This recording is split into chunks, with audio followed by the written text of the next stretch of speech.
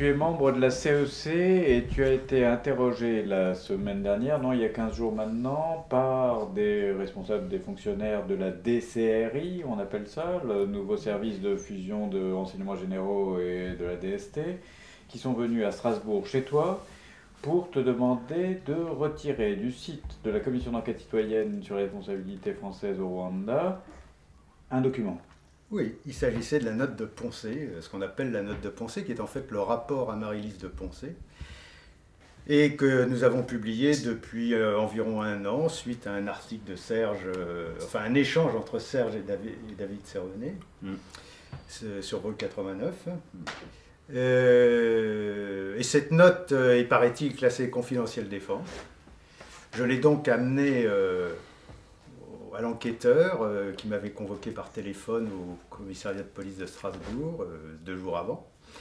Je lui ai amené la Convention pour la prévention et la répression du crime de génocide, que j'avais agrafée avec la note de Poncet, donc ce rapport à Marie-Lise, que j'avais signé sur chaque page, et sur la référence, la référence de la directive à laquelle le colonel Poncet faisait allusion pour expliquer qu'il avait écarté les journalistes de la constatation qu'il n'évacuait que des étrangers du Rwanda et non des Rwandais, et en particulier non des Tutsis, et puis surtout que les militaires français n'intervenaient pas dans les massacres qui se passaient à côté d'eux, c'est clairement exprimé dans le texte. Donc en regard de cette directive, j'avais écrit la hiérarchie doit être mise en examen. Et cette note semblait être un morceau radioactif pour l'enquêteur, et il a fallu qu'il la prenne, qu'il la détache de la Convention pour la prévention et la répression du crime de génocide, qu'il la mette dans une enveloppe secret défense, que j'ai dû signer pour prouver qu'il l'avait mise dedans. Et cette note secret défense, il l'a mise dans une deuxième enveloppe banalisée, que j'ai dû aussi signer pour montrer qu'il l'avait bien mise dedans. Donc ce document est inutilisable devant les institutions françaises, et en particulier la justice française, puisqu'il est classé secret défense. Confidentiel défense, plus précisément. Alors là-dessus, ce document était en circulation depuis plus d'1 an, était sur ton site depuis plus d'1 an. Il était depuis 1 an sur le site de la commission d'enquête citoyenne. Il a déjà été commenté largement dans des articles divers, etc. On te demande... Les enquêteurs m'ont appris qu'il était aussi sur le site secret défense, d'un certain Mercher, voilà. Bloc Libération. Ouais. Donc nous n'étions pas le seul à l'avoir. Et ils te demandent de le retirer avec quels arguments Des menaces. Des menaces pas très précises. Plus exactement, ils m'ont expliqué qu'il s'agissait d'une enquête préliminaire, que si je résistais en quelque sorte, c'était perquisition, c'était des ennuis, gêner ma famille en quelque sorte, une pression morale, parce que quand il arrive des gens comme ça dans une famille, évidemment les choses se passent à domicile, on n'est pas des professionnels de l'information, donc des menaces de ce type-là. D'ailleurs, quand nous sommes allés chez moi ensuite en voiture banalisée, accompagné de 4 enquêteurs, il m'avait demandé de dire à ma femme en arrivant qu'ils étaient des informaticiens. Ils ne voulaient absolument pas apparaître comme des policiers. Enfin, en tout cas, des gens de la DC.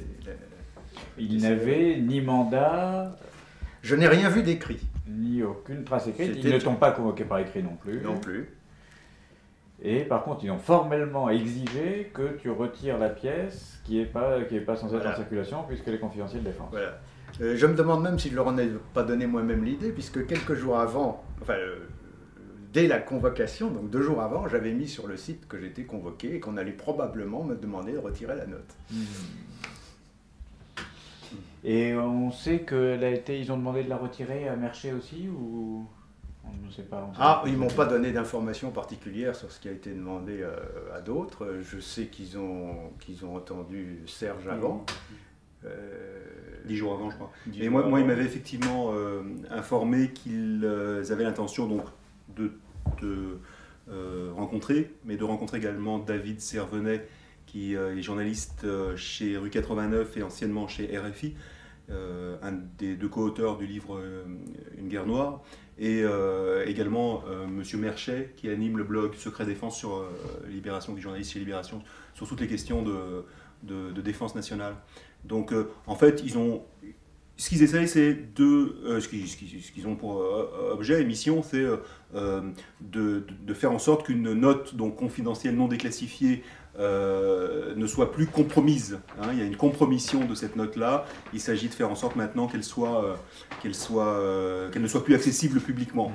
Alors, on est bien d'accord, l'intérêt de cette note, c'est ce qu'Emmanuel résumait à l'instant, c'est que est contenu à l'intérieur de cette note un paragraphe qui dit donc, peux-tu repréciser alors, cette note, il s'agit de quoi exactement? C'est une note qui a été adressée par le colonel Henri Poncet, qui était donc colonel à l'époque, qui est aujourd'hui général, et qui à l'époque, en 94, donc le 9 avril 94, était commandant de l'opération Amaryllis. Alors l'opération Amaryllis, qu'est-ce que c'est? Il s'agissait de cette opération française d'évacuation des ressortissants occidentaux quelques jours après l'attentat contre le président Juvenal Habyarimana et alors que le génocide venait de commencer.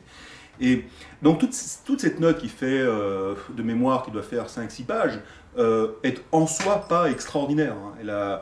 Alors, est-elle tronquée, pas tronquée, ça je ne suis pas à même de le savoir, mais elle ne révèle rien d'extraordinaire, sauf effectivement un petit paragraphe qui ne m'avait pas sauté aux yeux au début, et c'est pour ça d'ailleurs que lorsque j'en ai pris connaissance, j'en ai pas tout de suite informé le public.